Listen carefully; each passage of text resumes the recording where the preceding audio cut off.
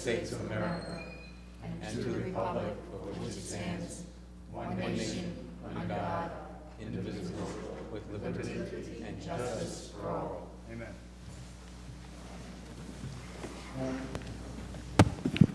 Before we get started, I just want to mention that the new camera did arrive, so thank you for your patience 2 weeks ago for listening to the radio show at home, and I know some of you did listen, so thank you. Thanks to Dan Holland for getting that and testing it up and running for us. Any feedback we can get from people who are watching at home regarding the new camera, we would love to hear. So again, thank you, and we're glad that we'll be live again.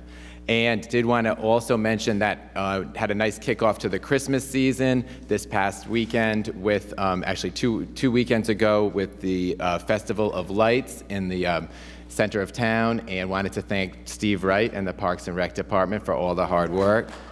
Well done. And all the volunteers who helped out with that. Thank you to Pam also for her work on that, and to all the sponsors, including the Lions Club. So thank you to those. And now I would like us to look at our motion for approval of minutes. We have the December 1st, 2014 work session meeting. I'll move that motion. Discussion? All in favor? Aye. Aye. Motion approved 5-0. Approval of the minutes from December 1st, 2014 regular meeting. I'll move that motion. Second. All in favor? Aye. Aye. Aye. Aye. Motion approved 5-0. We've added, with the new council, an item on our agenda, announcements and presentations, really focusing on updates on projects in Narragansett. Tonight we have an update from Jeff Cesarine, so he's going to come to the podium and give us an update.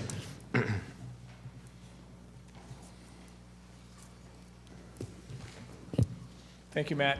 I've got an update on the 2 bridge projects in town from DOT. The Governor Sprague Bridge is part of a statewide initiative to repair and rehabilitate existing bridges. And the scope of work on that one includes upgrades and repairs to the steel support girders and to the deck and the concrete wing walls.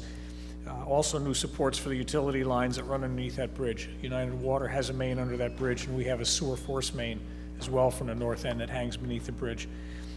Other than temporary restriping, which will be done very shortly, this work has been suspended for the winter. It's almost complete, but they will be back in the spring to do a little bit more rehab work and then resurfacing work. But it's been suspended for the winter. It'll remain open as it is now, full 2-lane traffic for the duration of the winter. Great Island Bridge is another story. If you've been down there recently, you've seen that they started driving piles on the northern side of the bridge. And Great Island Bridge will be a 1-lane alternating traffic bridge for the foreseeable future now. And that's part of their operation, is to keep 1 lane open, close 1 lane and work on it. They've also started the site drainage work, and they've ordered materials for the site utility relocations. So they plan on working pretty much right through the winter. The only thing now, though, is that the asphalt plant's closed as of last week. So the only thing available is cold mix. So they won't be doing, or should not be doing, any real pavement disruption. It's just going to be pile driving and starting to build the bridge superstructure. Jeff, can I just ask you a question about Sprague Bridge? Because that was busy with the summer, and then we didn't know that they were doing all that work. If they say the spring, will it be before the summer so that it's not, because it was really difficult with the summer season? There isn't much left on that bridge. They've got a little bit of work underneath to do, and then just some paving on the deck. Okay, so that's good. As of now, their tentative restart date on that bridge is April 15th. Good enough. Thanks. Thank you. Thank you, Jeff.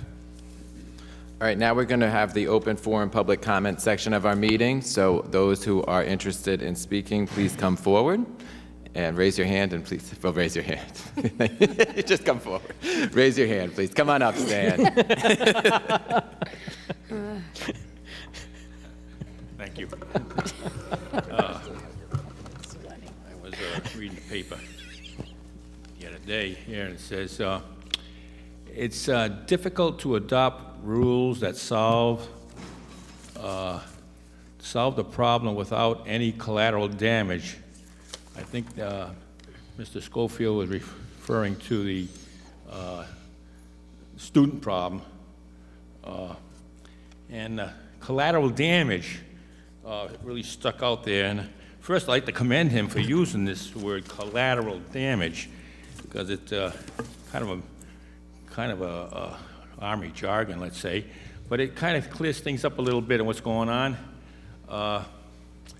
Again, collateral damage, I remember this is kind of like when there's a terrorist activity out there, and we go in and hit a house, maybe we hit another house, and it's collateral damage. Or Agent Orange, a lot of collateral damage. I have a tenant and a friend next door, 71 years old. Agent Orange got to him. I was kind of lucky, though. I didn't get any collateral damage there, but here, when I came back to Narragansett, I'm getting a lot of collateral damage. As a landlord, for 38 years, with no stickers, I'm being attacked financially, if you will, with the fees and the issues about so-called landlords. And then there's an idea that we hear about, there's only about 10% of the students that are bad, 90% are really good. So here we are going after drunk and disorderly and disturbing the peace people. And we've got a rate of 90% collateral damage. There's only 10% problem, but we're going after all of them. So we got a factor of a 90% collateral damage. More people are being hurt than need to be. And I think what's happening is maybe this ad hoc committee is not thinking. They're using the old ways in the 1940s and 1960s. When they went out and bombed a lot of places, there's collateral damage. With that Agent Orange or whatever, they got to start thinking, and I suggest they got to come into the 21st century, and we got to use drones and GPS. Simple, drones and GPS, okay? Maybe we need Don Bosque to get his mini drones out there with cameras and GPS. My grandson is a very good pilot. I'm a pilot. My grandson goes on these games, and he can get these drones going all over. We can pinpoint the noise or the bad houses as they are happening with these drones. And there'll be no collateral damage here. We'll pinpoint them, send the police after them. No collateral damage. I don't need to have collateral damage. Now, while we're waiting for that to happen, let's be a little realistic. And all I suggest is that in the meantime, we use the list. The police have been very effective, and we use the list, this nuisance house listing. These are the violators. These are so-called criminals. We go after we have to do something in the interim here. And what I suggest we do is take the first one, 90 Saltaire Avenue. That was on a list, a problem place. Immediately, let the police go down there, get 3 or 4 criminals, whoever's down there, the tenants of the criminals. They're causing the trouble. Get the criminals, put them in jail until the municipal court judge comes. They spend 2 or 3 nights in jail. That'll wake them up a little bit, okay? Cost recovery. Charge each one of those tenants $2,000 for cost recovery from this house. It's a problem, okay? Post the charges on the website so all landlords can find them and make sure that they don't put them in another house and cause them more trouble, okay? And then maybe we can issue a no trespassing order so these bad people cannot go back to that house, okay? And you're looking at that. There was 9 actions here. 9 actions, 36 criminals over the last 5 weeks. And if we assess them, that cost recovery, we would got $72,000.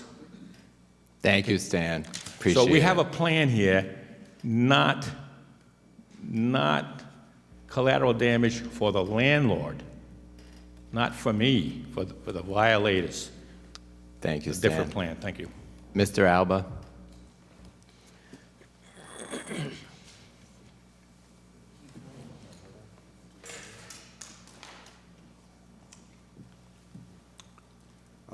Al Alba, 24 Eagles Nest Terrace.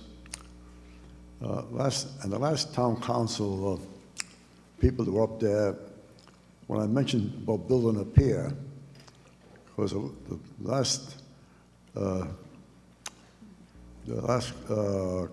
council president there says, well, we need money. to build a bridge. But we figured that if you let the people pay to have a plaques put on that bridge, advertising their wares, like they've done in the past, like they did at where the fountain is there, they got these plaques in the ground, and maybe we can get up enough money to build that pier. So when people come to Narragansett Pier, they'll see a pier. So we definitely need something, and that would promote tourism too throughout the year. People will fish off it and dock their boats off it. So it would be a nice thing to have. So please look into it. Thank you, Al. Thank you. Thank you. Thanks, Al. Mr. Traeger.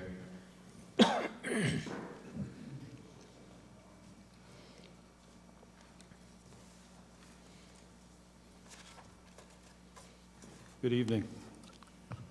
Bob Traeger.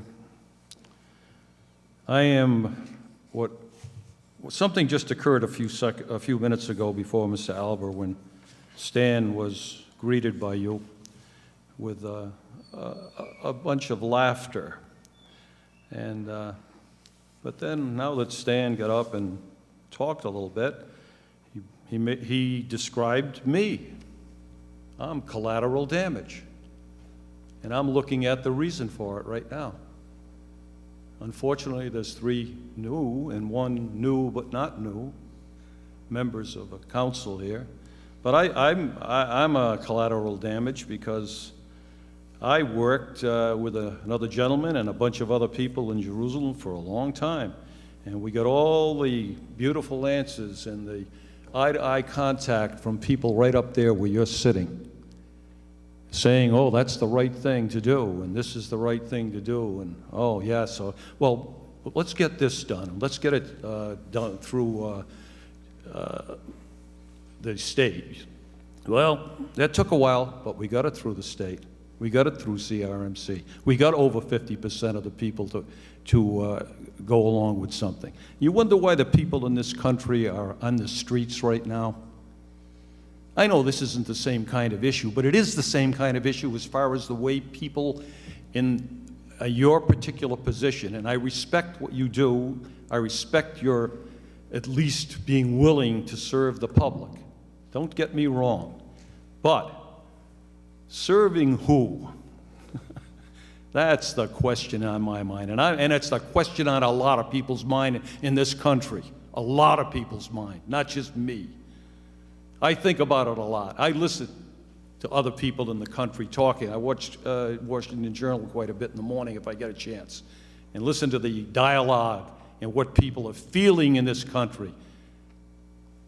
But if you're only going to listen to who you believe is the upper echelon and the smart person that knows so much, well, there's a lot of people that might know a lot of things, but they might not be able to express them as well. Or they might not be able to soft shoe you. They might have the money. And believe me, we all know the story on that, don't we? Money talks. And I know what went on in Jerusalem. And I wish I could spend the money involved to investigate it to the degree that it should be and pin the tail on the donkey. And I'm looking where somebody was sitting before as the chairman of this group, and I haven't had an opportunity to speak with him, even though he didn't get elected to be a representative of the state. I can't say I'm sorry about it, not now anyway, because I believe that when things are brought up, and you should be dealing with the facts and the things that you required in a particular issue, and then make the decisions related to the issue on those facts, not on some casual conversation with a fellow lawyer down in Jerusalem. And I believe that's what happened. And I haven't heard the difference. And I said before, oops, is that me? You got 30 seconds. No, I don't want to take, believe me, if I'd have known it was 5 minutes, did I really do that? No, you 5 didn't. minutes? I didn't reset it. I didn't reset it. No, Bob. I don't even want to go on. It doesn't make any difference, because I don't think it makes any difference when people get up here and address you. I don't think you listen, and I don't think you care. Well, I disagree with that, but thank you. All right, Dr. Van Gamesh.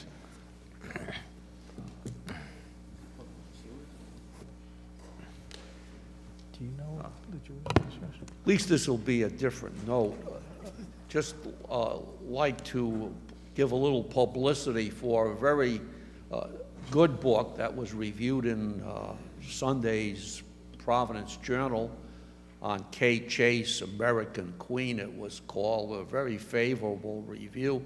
Much of the book is centered in Narragansett, which at that time was called Narragansett Pier, and the rather interesting escapades of our boy Governor William Sprague and his first wife, Kate Chase Sprague. Rather spectacular book.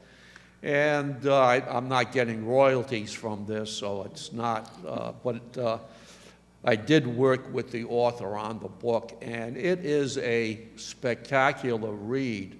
And it leads into an opportunity again for Narragansett to show what it has as a magnificent place to live and be in. And let me put a plug in for Steve Wright's Scansett Days again. And there'll be a motion on the 5th of January meeting on this. This is a rare opportunity to get back to where we should be in Narragansett. We should be as exciting and an important place to be as Newport.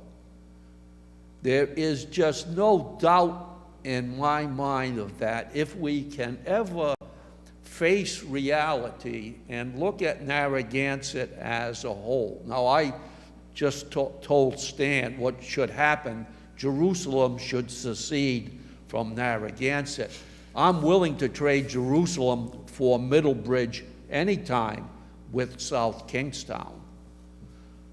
But we have so much, yet, as I said last meeting, we want to go back to the fire of 1900 and try to recreate something we can't when we have added so much to this community since 1900, but it all gets forgotten in a real messed up mindset for public relations. And I think Steve's event here will give us an opportunity to break this mindset that Narragansett died in 1900.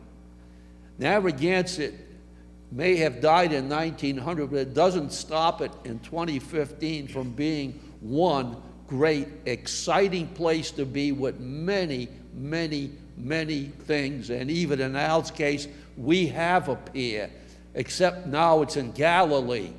It's not over here. We just have forgotten that we have Galilee. Thanks, Richard. Anyone else? All right, so we have a public hearing on for 8 o'clock, but it's still a little early for that, so I'm going to move to the consent agenda. Does any council member want to pull a consent agenda item from the agenda?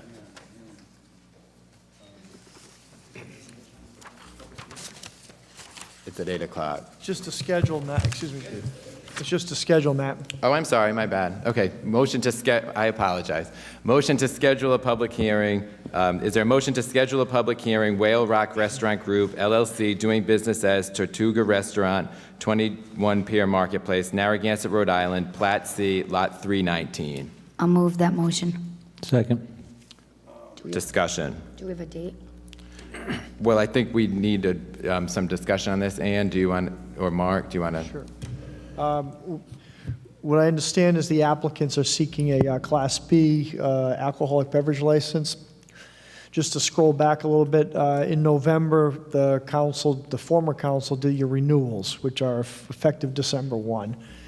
2 applicants did not submit renewal paperwork. One of them actually was located at this facility. One was Basil's. Those were the 2 that did not submit renewals. So by law, those licenses ceased to exist for those entities, for those businesses, because they were not renewed. state law permits in town to set the limits. How many licenses in each class will you have? And in this case, Narragansett, like most other municipalities, has always set the limit equal to the number of bodies that are licensed. And then there's a later item on your agenda to consider expanding it annually. Not relevant for this purposes right now because you had 2 licenses that did not renew in December. So you have 2 licenses, Class B licenses, that no one owns or not associated with any business right now. So there's licenses available for people to apply for, which is what these individuals are applying for right now. They initially submitted it as a transfer application, but there's nothing to transfer because as of December 1, that license, because it was not renewed, ceased to exist in Soho. Was it Soho? The name of that business. So it's a license that's not assigned to anybody right now. It's a Class B license, which you could either reduce your numbers and eliminate the availability of those 2 licenses, or schedule a public hearing to consider granting it to this applicant.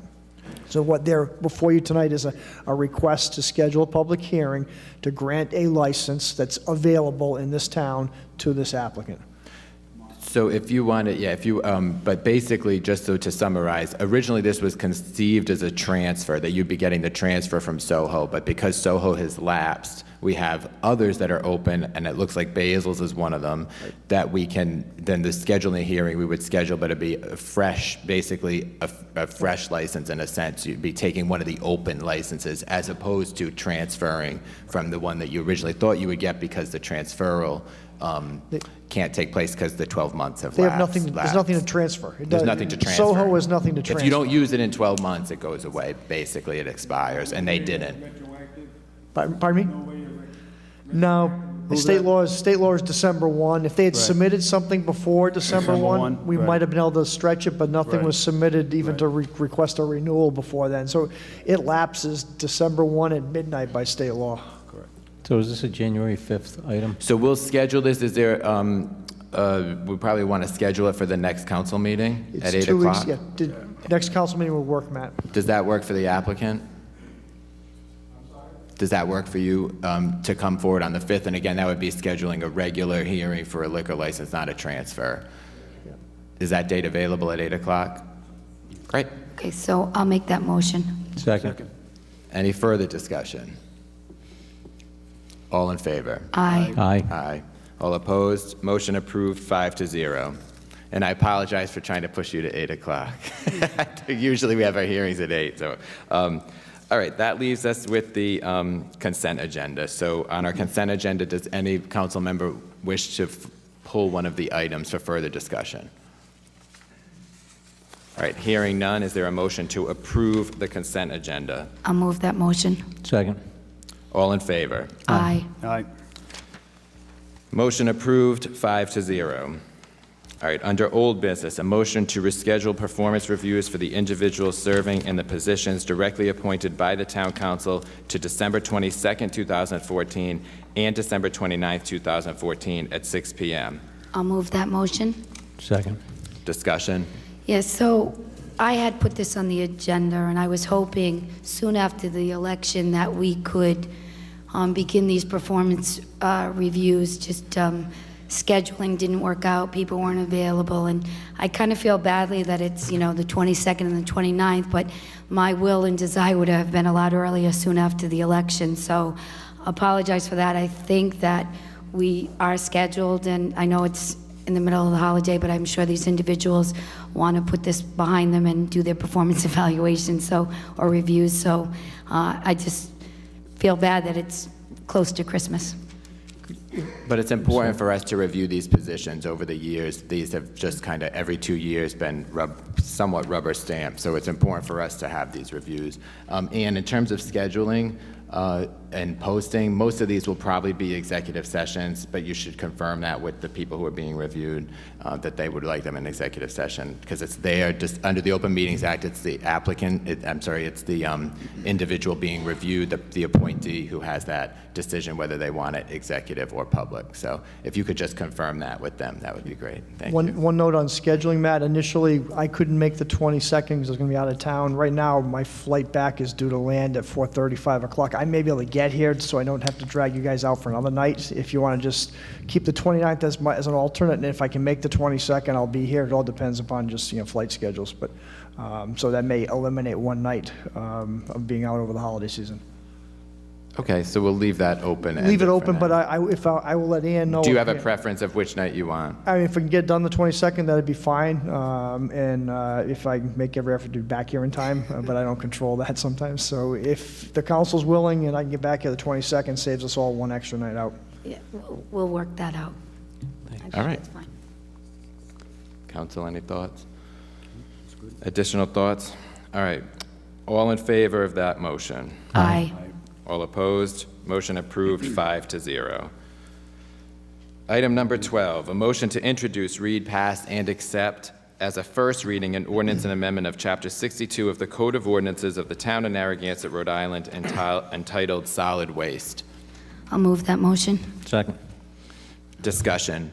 Jeff, do you want to come forward and just give a brief explanation?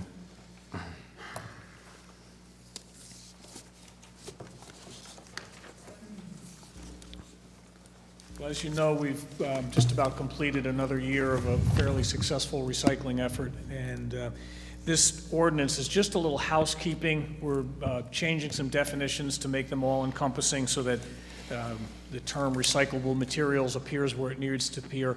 The single biggest change in this is the language that deals with contaminated loads, and it arose out of an issue that happened earlier this year up at Johnston at the Resource Recovery Corporation. As you know, we're not in the trash business, so the town does not, other than licensed trash haulers, we don't regulate it. We're not the garbage police. We're not out there on the trucks seeing what gets picked up. But all of the haulers that are licensed by us get to use our capacity at the central landfill, and they get to tip at a reduced rate. But it also means that if they were to tip a contaminated load, which means a load of recyclables mixed with trash, they pay a penalty for that. We did not have a provision in our Code of Ordinances to address that. We were unaware that that penalty clause even existed at the state level this year until one of the haulers that's licensed by us did get penalized financially for tipping contaminated loads. So basically, this ordinance just says that they have to comply with all the loads or with all the rules and regulations of the state, and if a local hauler using our cap, using our ability to tip at the reduced price at central landfill, if they tip a contaminated load, they're responsible for the financial penalty that goes with it, not us. So that's the big change in this ordinance. The rest, I say, is just definitional housekeeping. And this is in effect now? It's just a change to the ordinance that's in effect? Yeah, the ordinance Okay. was adopted about 2 years ago. Yeah, okay. So how does a public works director currently, maybe you know this, confirm the minimum recycling rates in residents? I read it, and I just didn't understand how that's done. We get hauling records from each of the haulers. We have their customer list. We get their hauling records, the tonnage of waste versus the tonnage of recyclables that gets tipped, whether they go through Rose Hill at the transfer station or whether they direct haul to Resource Recovery Corporation. So it's paperwork. Yeah, and then you back into the population using the census figures for population per household. It's not an exact science, Ray, Yeah. but it's pretty close. No, that's good. And it's, our recycling rate improved dramatically in 2014 over the prior year. And I think that's just a year of people getting used to it, too. There's still a lot of more educational things that need to be done, especially with rental properties. And rental properties that change hands quickly in the summertime may not grasp the fact that we're recycling or we require it. But And there's a piece in here, Jeff, also that says that the town manager can appoint a full-time or part-time person to coordinate the town's recycling program, commercial haulers, recycling facility, and public education. Where would those dollars come from? Is that something that we would tax the, maybe this is a question for you, Manager we've Noah. had a part-time recycling coordinator out of Public Works for about 2.5 years. Yeah. And it's money that's funded through rebates that come back through the Resource Recovery Corporation for this. So there's no local tax dollars involved in that. Every year we get either a grant or we get cost sharing back from the state based on the sale of recyclables. Okay, and then And- I'm sorry, Sue. No, just on your rebate, I was just wondering, is there ever going to be any money for the containers for people, for the rebate? I mean, I Well, I use don't know, my Susan. containers that I bought at Benny's, but Yeah. I'm just wondering if there's ever going to be an opportunity with those rebates for people at a lower cost, like, We keep hoping so. I mean, we can provide them at a subsidized rate through the state, but I almost think that the 2008, 2009 days of free bins probably won't come back again. all right, but even a discount would be good to have Yeah, and an opportunity. we do provide them to residential households at a discounted rate. Okay. So there's more. I'm sorry. I liked reading it, so I went through the whole thing. Anyhow, the application for our town events, actually, the applications in this evening's consent agenda made reference to a part in here that says,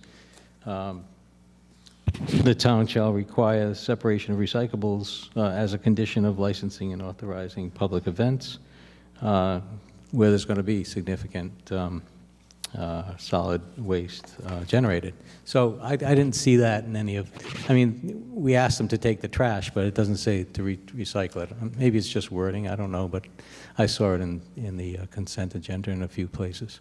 So might want to pay attention, take a look at it. Say that again, right? We might want to take a look at that. At what? No, At adding that to our application. Oh, for the So say town. somebody comes to the town and wants to do a road race. They're supposed to recycle this stuff, not just throw it in a dumpster and throw it away. I'm just saying that might be something we want to throw in there, that's all. I think that's kind of a good idea. I mean, to look at, I don't know that we could do it across the town, but I obviously think that we should be an example of that. And if there is opportunities and we could put it in there where we have some events in the town that we begin to think about recycling, I think that's important. I mean, if the households are doing it, I think the town can as well. It's in the code of ordinances that events like that have to recycle. And what we're trying to do to make it easier for them this summer is both, we're notifying the event hosts for instance, tonight you approved a number of events during the consent agenda. The recycling coordinator will notify the organizers of all those events, reminding them that recycling is required. And we are working on, and I can't commit to it yet, Susan, but I'll tell you as soon as it happens, we're working on getting some free bins that can be used for special events. Nice. Again, to try and make it as easy as possible. Yeah. What our whole goal in the recycling program is to eliminate the excuse that, oh, I don't have a bin, or I didn't know. We're trying to make it so that it's as easy as possible to recycle, whether you're a household or whether you're a road race. So if we can provide free bins periodically stationed throughout these road race locations, then you get rid of that excuse that, well, we didn't have bins available. So we're working on that, and hopefully by the first major event this spring, we'll have some free bins. And what about the town buildings and things like that? Do they recycle on a regular basis too? They do. Yep. Good, Yep. And that's Very nice. something that, we continue to enforce and work with as well. good. So as the note on the application from today's its consent agenda reads, it's all trash and litter must be picked up before leaving the area. Trash receptacles are not provided. That's what it reads. So that's part of the application process. It might want to be added in that they have to recycle, or, I don't know. I'm not Yeah, telling you, I'm asking you. I don't see us providing trash receptacles, but if we can provide recycling receptacles through a grant or through some of this pass-through money, I personally don't have a problem with that. Yeah. I don't want to pick up their trash, but we'll take their recyclables. Yeah, no, you know what I'm talking about, right, Pam? Thanks. I had a couple questions. If you go to South Kingston over there on Westmoreland, they got a bunch of trash bins in the back there. What are they doing with them? They've been there for quite a few years. They've just been sitting back there in the woods. Yeah, they've. Are they going to give them away, or? Only the South ultraviolet Kingstown rays? residents. Right. Do they use them, or? Well, they're extras. Basically, what they did, they had received a grant to purchase recycling bins and trash bins for all of their citizens. Right. And they bought enough for all of the households in South Kingstown. However, and don't quote me on a percentage, but probably 30, if not more, maybe 40% of the households in South Kingstown haul directly to Rose Hill. They Right. don't contract with a Right. hauler. So they And overbought. and I'll tell you what, those big bins are kind of unwieldy. Unless you've Right. got a pickup truck and you've got a strong back, you don't want to load a 65-gallon toter up with Right. newspapers and everything else. You'll never get it in your car. So long story short, they ordered enough for everybody, and they're sitting. What they do with those is, as new people come into town or want to Right. change to using those, they can, and they give them out. So they're not for sale? You don't Sorry? think? They're not for sale, you don't think? We don't think we can pick up a bargain over there? We've tried. We should, We've made- we should the try to do previous- that again. I previous love that council did idea. There are hundreds of them We've over tried there. to acquire some of those from try South again. Kingstown, but we can certainly try again. Thanks, I that had would a be couple great. more questions. The fine, I saw for a violation is $500. What constitutes a violation in the ordinance? It's in there. Yeah, Yeah, I read it. yeah, I know, but is that one No, it's bottle, or is it one four. truck, or? There's four complaints from the director of DPW that constitutes a Four complaints. finable violation. Right, but, Yeah, typically, the fine, the penalties for non-compliance and the fine in here would only kick in if somebody is caught deliberately violating the audience, or the Right. ordinance, rather. If they're mixing trash and recyclables. a habitual offender, Yeah, basically? yeah, I mean, they get, if you read the enforcement section, they get a notice of violation first, they get a second notice of violation. If they get 2 notices within that 12-month period, then they're subject to the fine. And they do have the right to come to municipal court on that as well. So Right. you've got to work pretty hard to get to that $500 fine level. And who enforces that? The recycling coordinator through Department of Public Works. Okay, so she shows up and tags you, or gives you a notice, or whatever? Yeah, and our whole approach on this is education with the haulers too. Right. The recycling coordinator meets regularly with all the haulers, just as, like a morning coffee meeting. How's things going? Are there things in here that you don't understand, or things that aren't working well Right. for you? We have a mixture in town. We've got some big haulers with sophisticated equipment, and we've got some guys with small trucks that still lift bins by hand. So there's not one model that fits everybody either.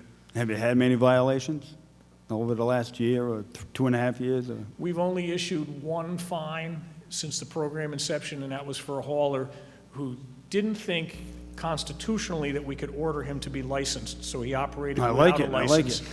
And found out that we could do actually it, require him to be licensed. Right, okay. So- Are And we he did pay his fine. are we at our 35%? Isn't it 35% the state mandate, another state mandate? Yeah. 35%. Are we close to 35%. that, or? Yes, we are. We are. I don't have the exact numbers with me, but I can provide them to Pam to forward to you. I can give you, we'll have a year-end report, because the recycling program runs on the calendar year. Right. So we'll have a report in a couple of weeks. Maybe instead of a fine for a violation, maybe provide an incentive for compliance. Like if the town can get the 60%, maybe we can give like a tax rebate to some folks, That would be up to you if Instead the of, council instead of wishes to trying do to that. chase around and find people. The other question I had is, how much have we brought in income from this? I don't know that this evening. It's pretty profitable, though. I remember the numbers were pretty good. I'd have to get that figure for you. I The don't last have the- number I saw was 22,000. We Right? did okay. I- Can you I don't wanna get throw the a number out. numbers? So can and we the- get the recycling numbers like as a different report, not tonight, because that's not part of the ordinances. This is about the ordinance approval, but get those numbers so that we have, I know you said we have a year-end report, but Yeah, that'll we'll have a satisfy year-end- Patrick. Calendar other- year-end report out within the next few weeks. The other question I had is, she's the recycling czar. Is she a part-time employee? Yes, No pension, no Correct. medical? correct. Under- 19 okay. hours a week. no 19 hours a benefits. week, okay. Yep, All and right. paid for out of the recycling money that comes back from the state. Okay, so no- she makes less no than local tax 22 a dollar. year? I'm sorry? So she makes less than 22 a year? I hope, because that's what, I think that's what we brought in, that's the number I came up with, so. The program makes money, yeah. Right, okay. All right, very good, thank you. Thanks, Jeff. Thanks, Jeff, that was great. Thank you. All right, thoughts on the ordinance? I don't know. I don't like fining businesses to me, I don't know, it seems like you're trying to put a private hauler out of business to me, but I don't know, he says it's not, you gotta really go to town to get violated, so, you know. And that's in line with the state, though, that's, Well, that's the last entity we should be listening to is the state. You know my position with the no, state. yeah, that's. You know, Well, I think for our purposes here tonight, these are really just housekeeping, technical Right, updates on correct, it. So, correct. you know, we had a nice discussion with Jeff, but the these ordinances in existence, and we're just updating, so it's some consistency of language right now, pretty much. Understood, understood. And I'm happy with the recycling and Yeah, the that's ordinance. And if there's no further discussion, all in favor? Aye. Aye. Aye. Aye. All opposed? Motion approved, 5-0. Item number 13, a motion to award the bid for wastewater laboratory analysis to the lowest bidder, Premier Laboratory Incorporated, at their quoted contract prices for a one-year period. I'll move that motion. Second. Discussion. I gotta say, that's a heck of a difference between those two bids. And it's great shopping. Another nice job done. Pam, on these agenda items, one thing I've always wanted to say with my first term was the dollar amounts that are actually put on. Can we actually put the dollar amounts on some of them? Most of our agenda items have it, but like on one like this, could we just try to do that? It's on there. No, but it's not on the agenda item. Oh, I'm sorry. Do you mean like it is tonight? Like number 13, see Yeah. how, like now how number 14 has it, but number 13 doesn't. Just to have the dollar Okay, amounts okay. from the blue sheet. Okay. It's something that I've always wanted, and I I'll talk I to never the- articulated it, I'll so. talk to our purchasing agent, yes. If we could just put those in, and we could do that in the agenda preparatory phase as well. We'll do it. All right, We'll Thank do you. it. All right, any further discussion? All in favor? Aye. Aye. Aye. All opposed? Motion approved, 5-0. Number 14, a motion to award the bid for architectural engineering services for Kinney Bungalow HVAC project to Architectura Incorporated in the amount of $22,000. I'll move that motion. Second for discussion. All right, discussion. Jill Lawler from the Land Trust is going to come forward and tell us the history of this project. Thanks, Jill. Hey, so good evening, everybody. Over the last 4 years, this question has been looming over the Land Trust, to put AC in, to put heating in, or not. So what the Land Trust had done a couple of years ago was not the correct way to proceed through the town. We've gone back through town engineering, through Jeff, who's here tonight, who can answer questions about the project, and we're putting forth to you the question of, should we or should we not put in heating and air conditioning into the bungalow? I truly believe that the bungalow itself, for two reasons, needs to have at least the heating portion put in. For the structure of the building, it's a historic building, but also to make the season longer. There is a huge opportunity for us to extend the season, to create more revenue for the town, and to have this be a source for URI, for other businesses in the state to come in and bring conferences in, and we can make some money off of the building. Lisa Roy, our current coordinator, has done a great job with weddings, and we've cornered the market, and we've kind of made the bungalow being a wedding area. But we need to expand that out. We can make some money for the town, but we need to take a look at what it would cost to bring in the heating and the air conditioning. It doesn't make sense. We need to put the issue to rest forever, because we've been kicking the thing down the hall for 4 years, and we can continue beyond this council into the next council if we want, or we can say, let's invest $22,000, let's find out what it's gonna cost to put the project in, let's find out what it's gonna cost to heat, to AC, and to determine whether or not it's a good thing for the town to do. Let's put it to rest and go forward. So Jill, that 22,000 is from the Land Trust, not the town? Exactly. So it's from not our budget. 22,000, you're just asking us to say yes to the heating or the air conditioning, but the 22,000 is coming from the Land Trust, correct? It is. We not only have the 22,000, we have additional funding available in order to put in the air conditioning afterwards. We're not asking for the taxpayers to come forth and put any additional dollars in. We're looking to use the revenue that we have in our existing accounts. So I'm a yes on that, I think that makes great sense. I had a couple technical questions, Jeff.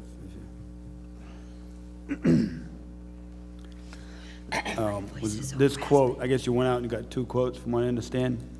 We actually, we shortlisted 3 vendors, 2 chose to respond. Now, this 22,000, this is just to see if one can be installed and a design, correct? It's to present design options that would both fit the architectural and historical significance of the building, which makes it a little more complicated. It also reflects the fact, you know, there's no basement, there's no boiler room, so space is at a premium there, so it's not just like hanging a space heater in a garage. It's a fairly complicated design. The second piece of it, after the design options are presented, is to present what's called a probable estimate of construction. That's an estimate based on Rhode Island dollars to actually install the system. And then the third piece of it, just as importantly, is for the architect to provide us with an estimated annual operating cost to run the HVAC systems. Is there an attic over there? There is an attic space, yes. So they could, the system you guys, I guess it's forced hot air, I'm assuming, right? That has not I know, been was that even vetted out proposed, yet. or was that a proposed system, the forced hot air? No one's proposed anything yet. It was 20, okay, Right. wow. This is just a proposal. We haven't hired the architect to do anything yet, so we don't know what type of systems may be deemed appropriate for it. I suspect the attic space will come into play. Right. So Certainly, we can I use could it for some equipment. ask a question? Are you ready? Yeah, sure. Okay, yeah. Jeff, does the building have to be insulated to do this?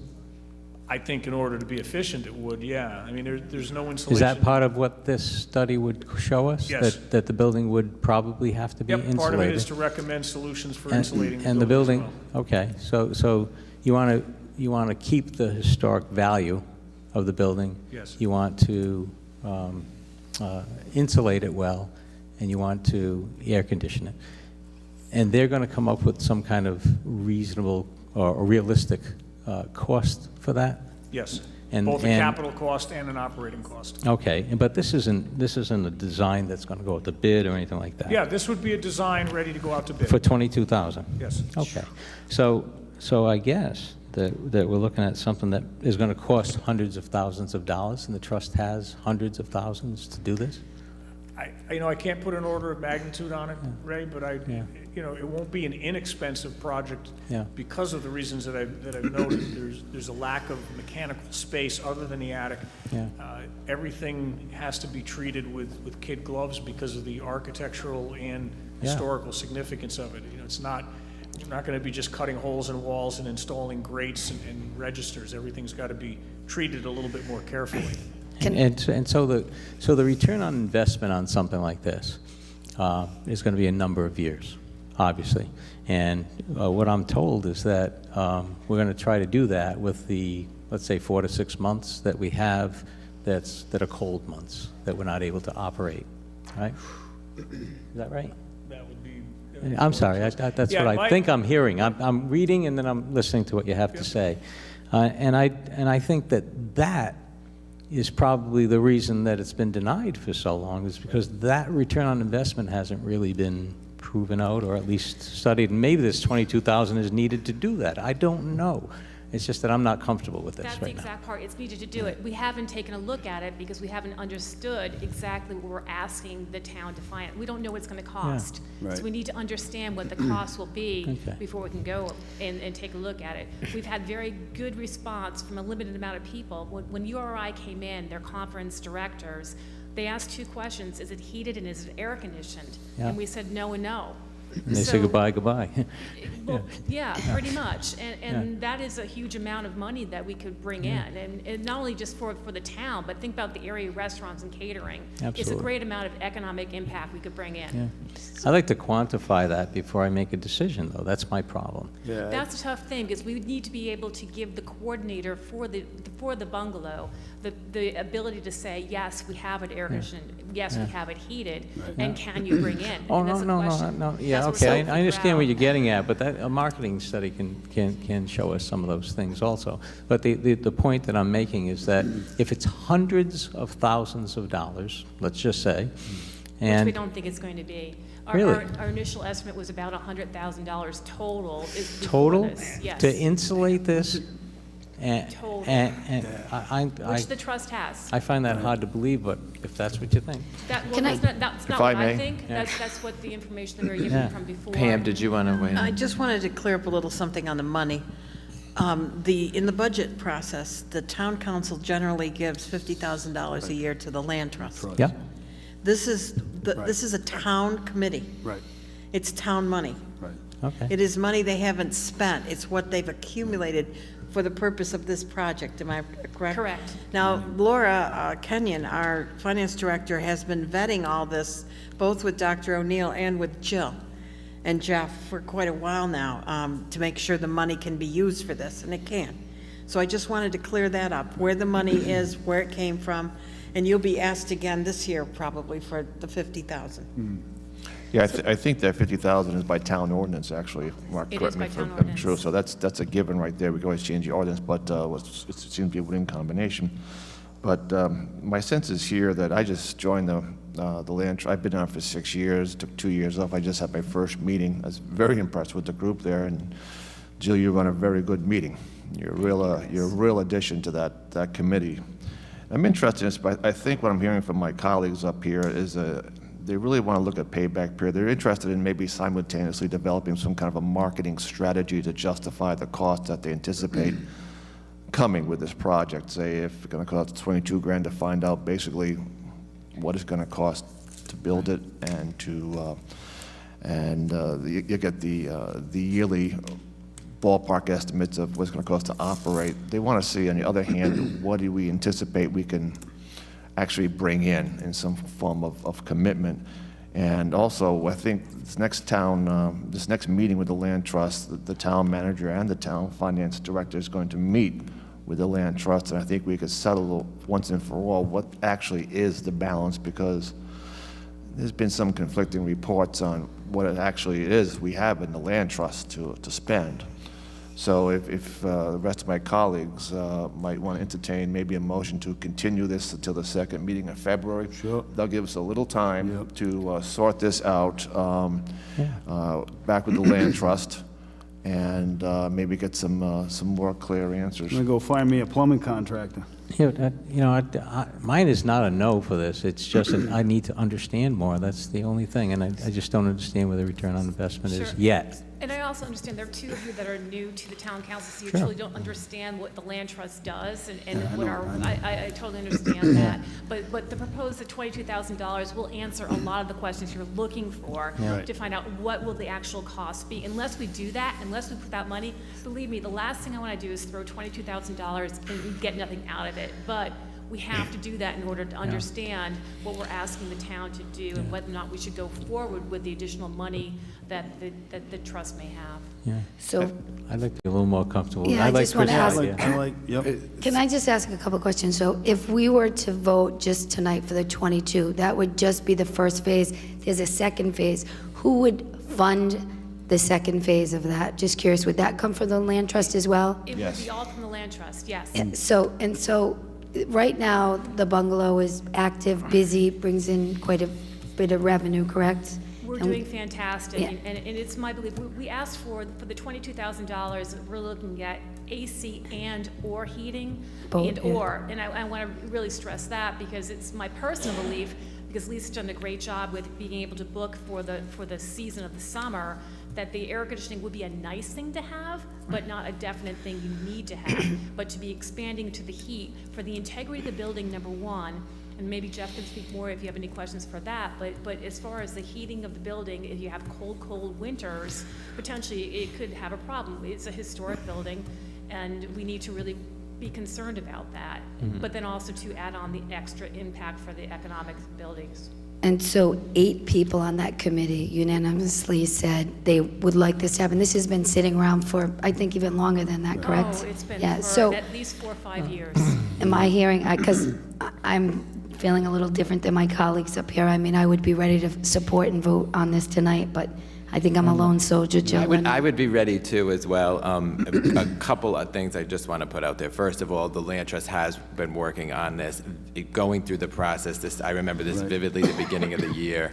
And this kind of preliminary part one has to be done if you're going to do heat and AC. And then you can look at, all right, is there enough money there in the land trust budget, which that is in play because it's going to be tight for the land trust budget for part 2.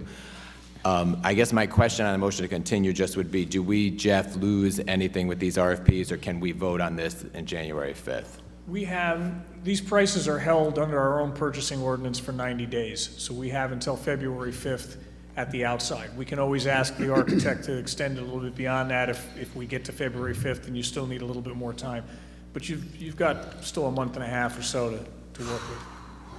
Yeah, I have two kind of thoughts. One is that the land trust is unanimous. We do ask our boards and commissions to vet these projects out, and they come to us and they bring us the information.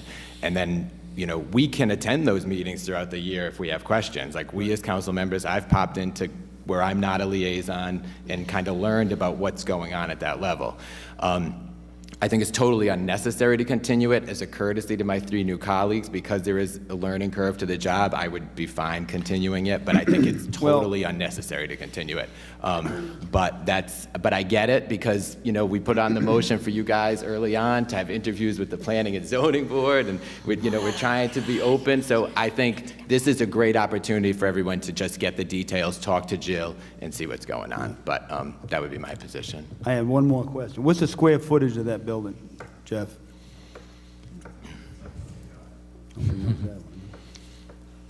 It's kind of important.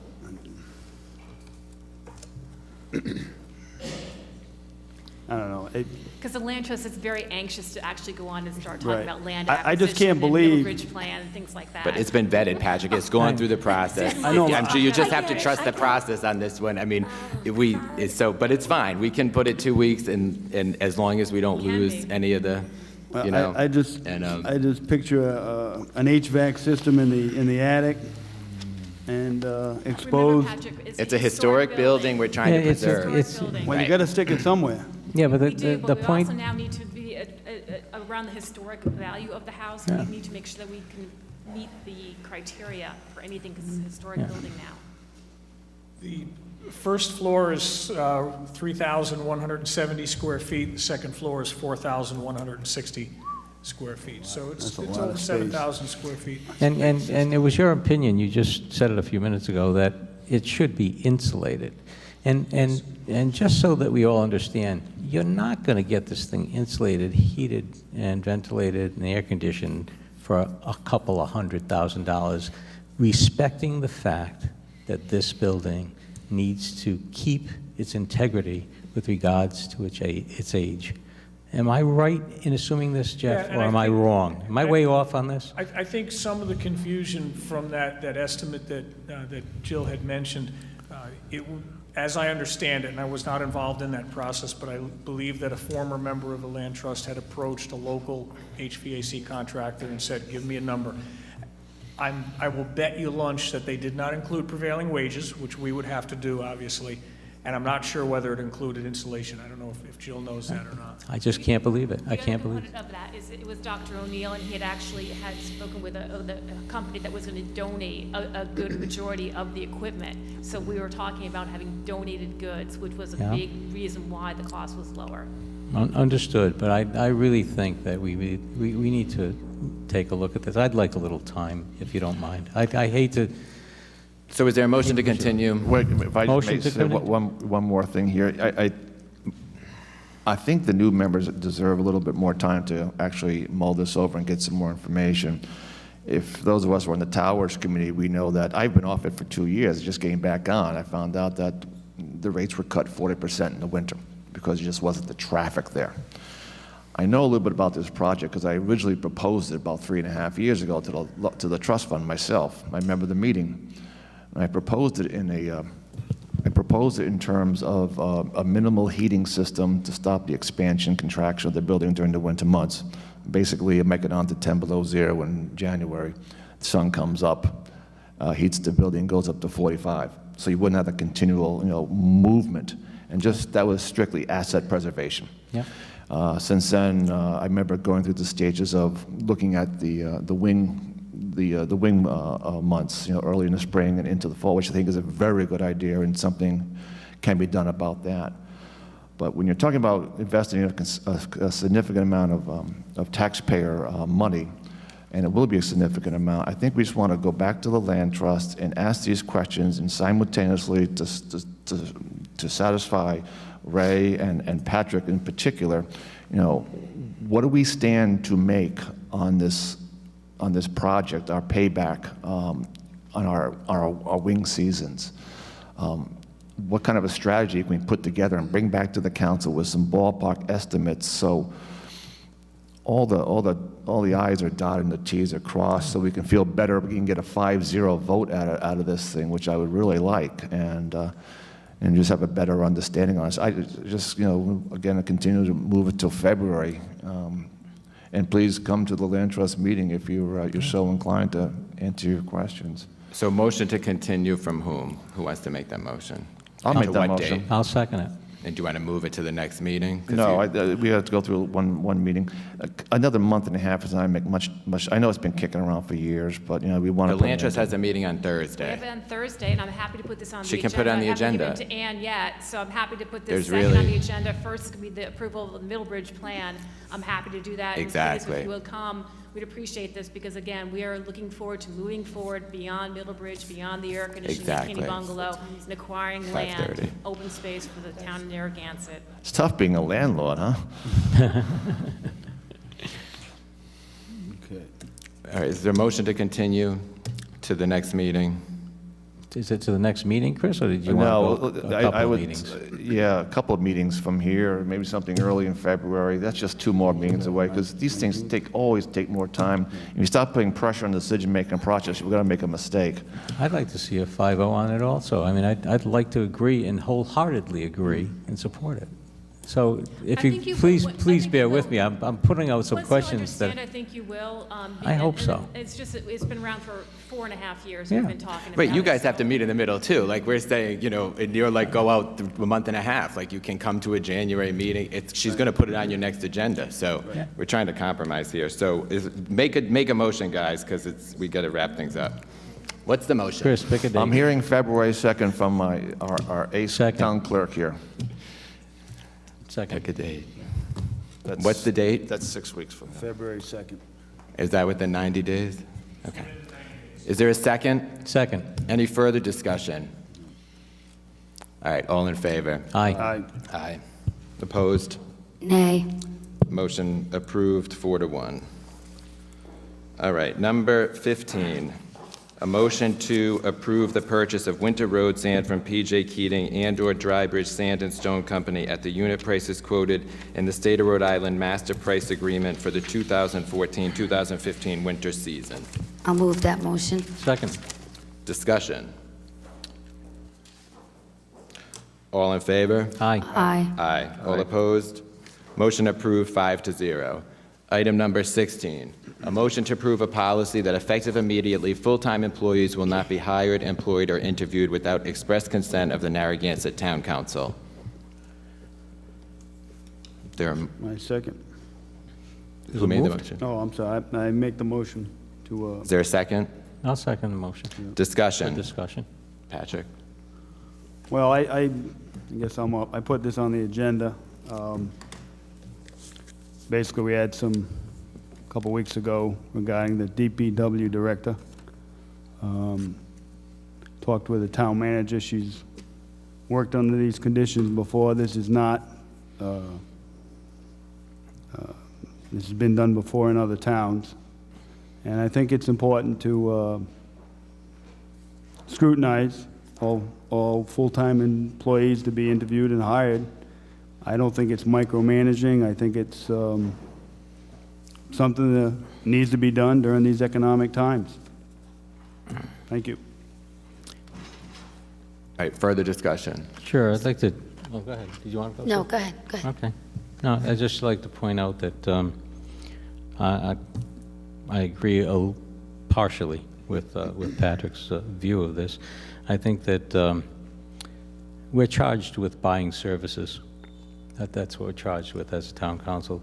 I mean, I believe that we have lost sight of the details, and reasonable oversight and review is what this motion should accomplish. Just reasonable oversight and review, just so that what happened on December 1st meeting, where I really didn't know what was going on, and I voted because I didn't have enough information. And I don't want that to happen again. I'd like to vote responsibly.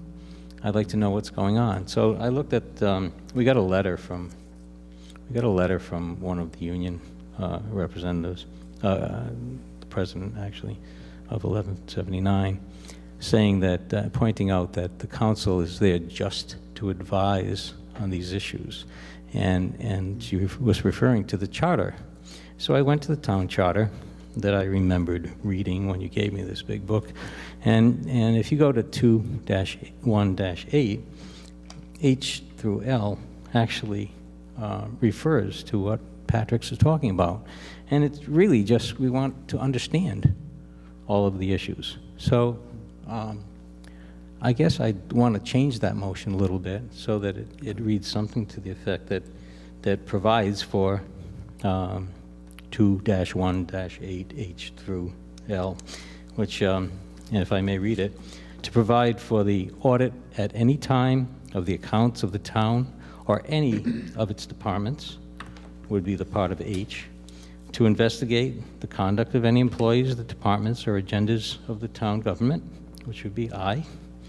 J, to adopt a personnel ordinance which shall include the table of organization and job description for all municipal employees, which would be J.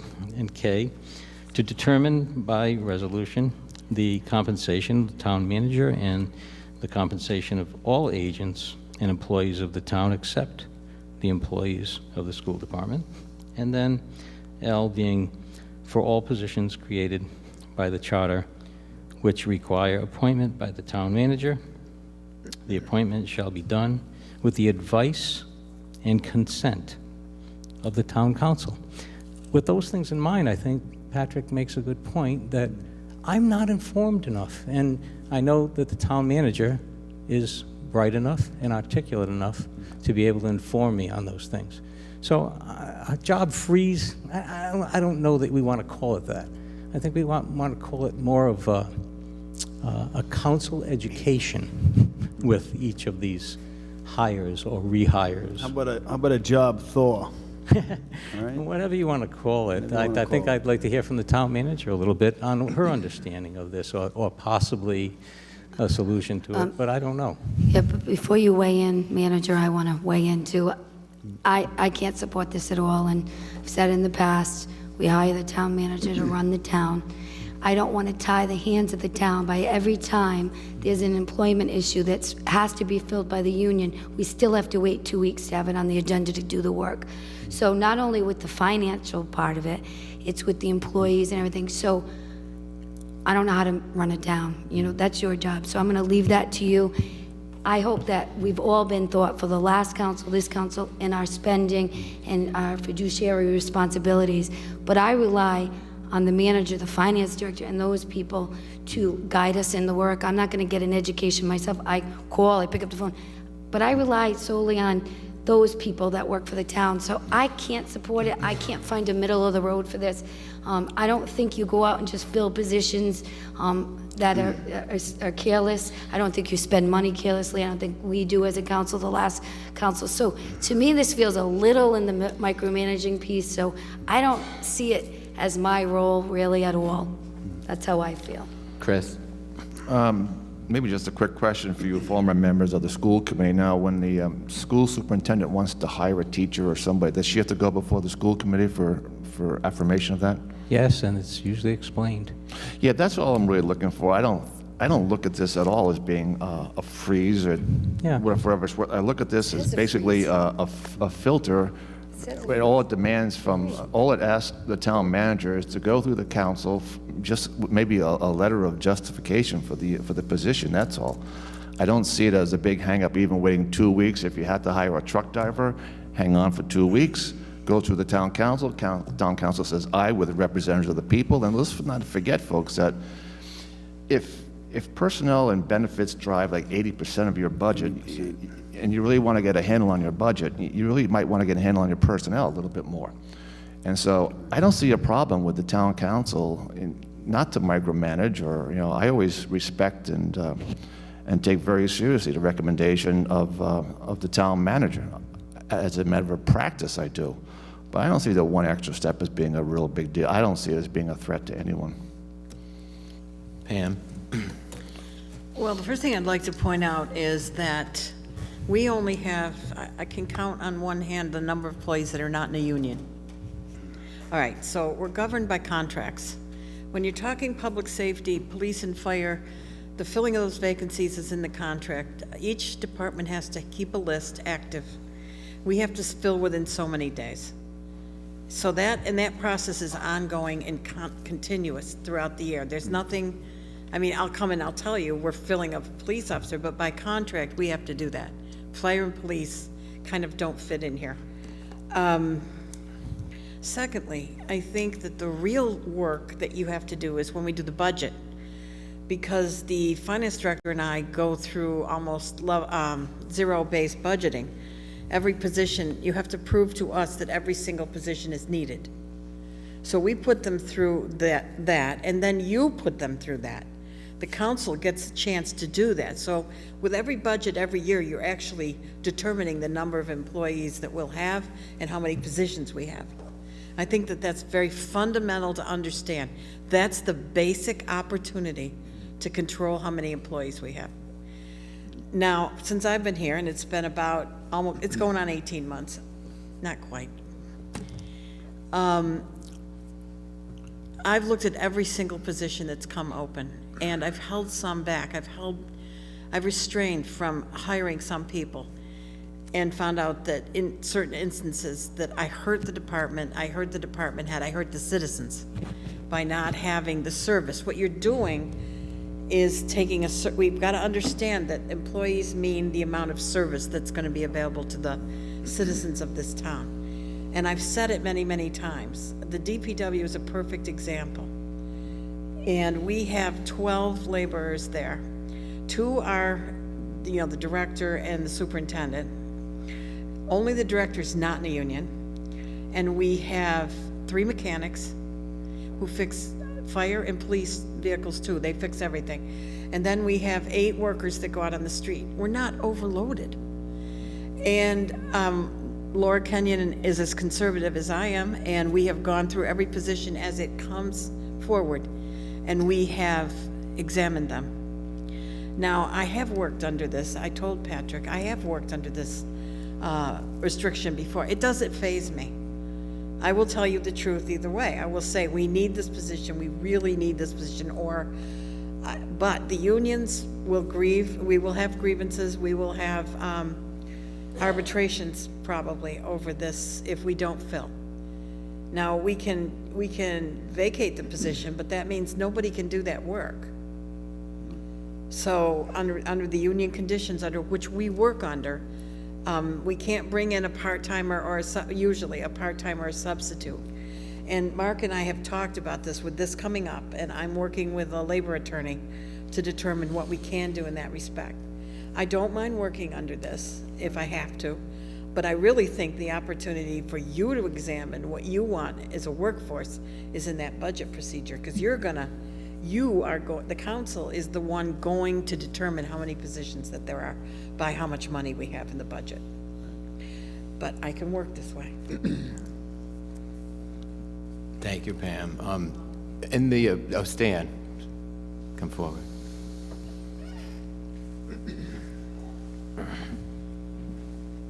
I just want to make a pitch for, where possible, hiring freeze. We do have a money problem, and we need to look for ways to reduce the cost of labor. And I think I'm willing to, receive less services. If we have to wait in line to get things at the town hall, or if we have to take some inconvenience to get our money thing squared away, I think we got to try that. I want to try a little more inconvenience. I don't want to be Johnny on the spot as much as we were before, and that tells me that we're being frugal. So I want to just make that half step or some step in that direction to give us a little less service so we can get a big payback. I want to look at it, and that's what I'm hoping to see here. And that's why I bring up a hiring freeze, to just maintain a close look at what we can reduce, where can we cut some of the services to our people here in town. And it's done a fantastic job.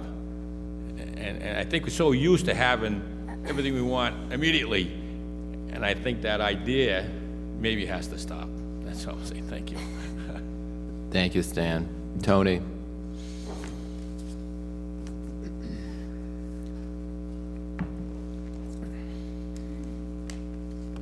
Thank you for the opportunity to speak. As they say, if it looks like a duck, quacks like a duck, it's a duck. This looks like micromanagement to me. Particularly the line that says interviewed without consent. You're shackling your manager without admitting it right now. You hire someone to do a job, that's their job. You still have the right to approve or reject someone that she brings forward to you, except those covered by a collective bargaining agreement. So that language should be put into this ordinance or this policy. You're calling it a policy, that full-time employees not otherwise protected or part of a collective bargaining, a current collective bargaining agreement, because that bargaining has gone through a negotiating process through the town manager, through the council. You have already approved that. So without putting that language in, it really is just mismanagement and micromanagement. Thank you. Thank you, Tony. Anyone else? All right, so in November, people in the town really spoke pretty clearly about increased accountability and concerns about getting us to make sure we keep our taxes as low as possible. I think that was a very strong message from the election. I remember sitting on the last council, a lot of people in town, based on conversations that took place here, thought there was a hiring freeze. And so I kind of want to get that language out there. Basically, all we had was about 160 full-time employees. We weren't adding to the 160. That was what we were really doing. And Pam would come to us, if people recall, when we did increase the police force to deal with the Easter Look enforcement. We increased from the 160. Conceptually, I think what Patrick's shooting for here is to basically say to, when we have somebody walk, when somebody leaves a position, resigns, quits, then we want Pam to come to us and explain to us what the situation is she going to fill it, is she not? And that's where the consent comes in. So, and I think from an accountability perspective, that's a good idea, but I do think the will not be hired, employed, or interviewed is not that's not what we're really looking for. So I would suggest, based on it, to get this concept right, I wonder if Patrick and Pam should really meet offline. We should continue the motion and make sure we have that concept down, that if one person resigns or leaves, then we hear from Pam and she comes to us, because we can't have a thing where we're saying you can't interview people. I mean, for every interview you need express consent. The wording of this motion doesn't work this way. So I think you got to hash that out so that we can tell people not a hiring freeze. If one of these one of these individuals resigns, leaves, then come to us. And again, you won't have a union grievance if you fill all those positions. If you fill in each case, if the burden, and if Pam thinks it's too clunky, I would expect Pam to say to us, guys, this is too clunky, it is micromanagement, but I think we do owe the town to do something on this front as we approach April and the tax season, because we might have some opportunities to see which positions are more beneficial to the town and which ones are less. So I'd like to continue but this. That would be my thought. I'd like to continue this so that Patrick has the time to be able to meet with Pam and do that, if you don't mind, Patrick. Well, I put the interview part in it because I believe 8 people were interviewed for the DPW position, And I just want to save people some time, you know? I don't want people to apply jobs and then start interviewing if there's no job.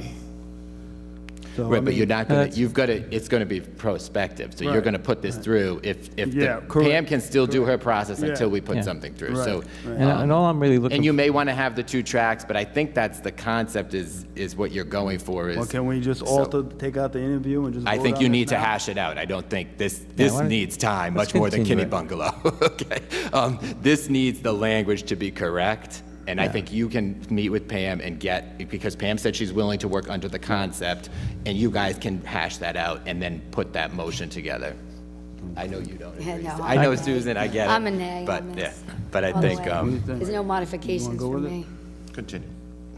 Is there a motion on the floor to continue? Motion to continue? is there a second? Second. Further discussion? All right, all in favor of the motion to continue? Aye. Aye. Aye. All opposed? Nay. Motion approved 4-1. In retrospect, we have to have a date certain on the continuation, or is this something we could just, No, let's continue to the next meeting. Next meeting. oh, next meeting? Next meeting. And if we want to continue it further, if you guys aren't ready, you just, yeah. When we do a continuance, but if the next meeting you guys aren't ready and you don't want to do this on Christmas Eve, we fully understand, and you say, it's February 5th. That's fine. I don't expect you guys to meet Christmas Eve. I think that would be good. All right. Thank you. All right. Item number 17. A motion to direct the town clerk to advertise the fact that town council is considering increasing the number of authorized liquor licenses. I'll move that motion. Second. Discussion. And can you just give us the storyline on this for the new members, how this works? Advertised by February. It's in the charter, and I typed what's in the charter on your staff report. And And for the public, though, everybody, just to please sound in. every year, the council directs the clerk to advertise or not for additional liquor licenses. Then there would be the process that they would fill out an application, it would go before the council, then you would say yes or no, and we would schedule a public hearing on each individual one. Great. Any questions on that, guys? Nope. All right, great. All in favor? Aye. Aye. Aye. All opposed? Motion approved 5-0. Item number 18, a motion to approve the town council meeting schedule for 2015. I'll move that motion. Second. Discussion. All right, so the schedule basically, in summary, it keeps with our first and third Mondays, but we have 3 significant changes, which would be January 20th, which is a Tuesday, the day after Martin Luther King. February 17th, the day after President's Day, that's also a Tuesday, would be a date of our meetings. September 8th, the day, I guess that's the day after Labor Day, late Labor Day. That would be Tuesday, September 8th. Otherwise, it's the regular first and third Mondays. All right, any discussion on that? All in favor? Aye. Aye. All opposed? Motion approved 5-0. Number 19, a motion to schedule work sessions with the planning board and their consultant to continue review and comment on the draft comprehensive plan. I'll move that motion. Second. Discussion? So, Any dates? The dates that's been suggested was for the first of these would be January 12th, 2015. So that's an off Monday, but is that available for everybody? Oh, man. No, wait, we can change it. This is changeable. I don't wanna put anybody else this is out, a just suggestion. Do you want to do it, would you want to do it the last Monday in January instead, Ray, if you have something scheduled on the 12th? No, I'll make it work. That's fine. Not a worry. Okay, so we're going to, at this time, so the URI working committee, I think, is on the 12th, too. oh, it is. All right, do you Oh, there's a want to budget. modify the motion then for a date in Yeah, later so January? let's just modify the motion to, what's another date? So it would be the last January Monday? What's Which that? is the 26th. Is that available for you, Mike? Yes. Okay. How about, Pam? Okay, so this is our comprehensive planning workshop meetings. These are very, very important, everybody and all at home, please. These are very important, and we would like to see strong attendance at these to make sure that this plan is correct and reflects the values of the town. So we're looking at motion for the next of these meetings to be January 26th. At what time? At what time, yeah? 6 o'clock. At 6 p.m. All right, Is there so a motion? I'll make that motion. Just a quick question, if I may. Go Mike, ahead. just nod the head if you would, from there is fine. The draft copy that we have of the comp plan, is that the latest draft copy? We need something else?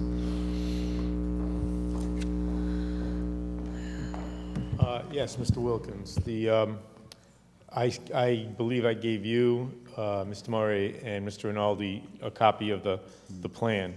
That is the most up-to-date recent draft.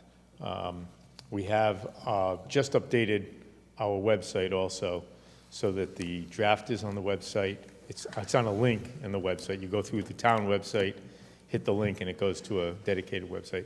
But so is the baseline report and the action plan in draft form. These are still open for suggestion, revision, amendment, et cetera. Thanks, Mike. Thank you. So the motion on the table is for the next of these to be on January 26, 2015. This would be a meeting with both us and the planning board and Mike, and that would be at 6 p.m. All in favor? Aye. Yeah. Second. What was the second? Who was the I had Ann? second. Ray was the second. Yeah. All in favor? Don't listen to me. Aye. All opposed? Motion approved, 5-0. Number 20, a motion to appoint or reappoint 2 individuals to the Finance Committee for a 4-year term which will expire on December 1st, 2018, and reappoint 1 individual as an alternate for a 2-year term which will expire on December 1st, 2016. So move. Yep. Yeah, these people expired December second? 1st. And my second, yeah, let's move on, yep. Okay, so let's name the people in the motion. We got Harris R. Cherney, Yeah. Maria Spanos, and Christopher LaFoley LaFoley as the alternate. as the alternate. Okay, great. Any discussion? All in favor? Aye. Aye. All opposed? Motion approved, 5-0. Item number 21, a motion to appoint or reappoint 4 individuals to the Towers Committee for a 2-year term, which term will expire on June 1st, 2016. I'll make that motion. Second. A motion to reappoint the current members, excuse me, David E. Ousterhout, Charles Ted Wright, Anne Marie Silvera, and Margaret B. Rogers. I'll second that. Thank you, guys. Discussion? Just 2, there are 2 vacant spots as well. So these are 4 people who have served the town extremely well. I've been proud to serve with all of them on the Towers Committee for the last 2 years. Very passionate group of people, do a great job, and there's a lot of work that's done there, and I see a few of them out there. So thank you all for your service, and also to Kate, thank you for your service as the coordinator. And we do, there are a couple vacancies, just so that people know. Susan had wanted me to mention that. So anyway, any further discussion? Can I ask a question? Are they operated as an enterprise fund, or are they incorporated, or how does that work? It's This it's committee? kind of like a hybrid, and there's a Towers plan that'll be coming to us in the new year that we'll be able to discuss all that at. And then we So can talk whether they, about- and then we they can will, alter that relationship, or we can keep it as it is, but so it's this, a this, hybrid. this can be altered, this right here can be Not altered? these people. No, I mean, they're. Any of the committees The we can. plan, and how the towers and all our other properties are handled, is that something we can discuss with relation to, maybe it's not, it's obviously not in this motion, but is that something When we could they'll be coming up discuss? with a plan, they'll be bringing it to us, so that'll be part of that discussion then. That'll be in the Okay. new year, probably at the early February. I think perhaps I'm groping at putting something out there, and that is to combine some of the great efforts that some of these I think these that would be a separate- change that we would talk about. Yeah, before no, I doing mean, it, yeah. I'd like to look at that at some point to 'Cause to I bring think all- some- These are great people, and Right. there's great people on other boards, but it'd be that's nice to their- see the yeah. synergies. Yeah, but there's also effectiveness with some of the independents, too. so. Understood, understood. All right, so motion to approve these 4 individuals. Motion. We already motioned. Sorry, guys. All in favor? Aye. Aye. All opposed? All right, Merry Christmas, everybody, and Happy New Year. Thank Have you. a nice holiday. Soon that means we're adjourned.